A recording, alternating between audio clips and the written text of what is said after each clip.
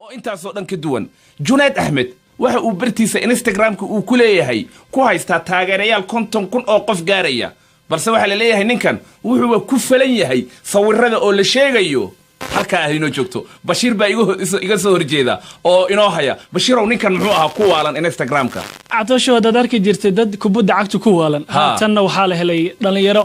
ee ku waalan baraha bulshada oo maalinkii haduu 200 oo sawir uusan iska qaadin oo baraha bulshada uusan dadka kula wadaagin aysan u ahaanba maalin wanaagsan oo gobolka uusan u dhicin haye yarkan waxa la yiraahdaa Junayd Ahmed oo 50,000 dad gaaraya ayaa markaas taageero ugu ah dhanka Instagram-ka haye waxa uu yiri hadii wax ka yar daqiiqada inta sawir aan geliyo 600 oo qof sawirkaas ay ka heli waayaan sawirka waan ka saaraa haye oo waa in la jeclaysto sawirradeyda marka wuxuu leeyahay sawirrada waa in la jeclaystaan dhaqan ahaan waxna caadi u leeyahay uu yiri sawirrada aan soo geliyo inay noqdaan kuwa dadka jeclaystaan waxa kale oo ka daracto show ugu yaraan maalinka markay ugu yartahay gobolka uma dhacay si 200 oo sawir dadka aan la wadaagin marka waa kuwiisa sawirrada dad kale ma waa kuwiisa sawirrada isaga shakhsi gaar ah uu leeyahay oo sawirriisa iska qaado oo 200 oo gaaray waa marka ugu yartahay baa la yiri 200 oo sawir buu iska qaado dadku la wadaaga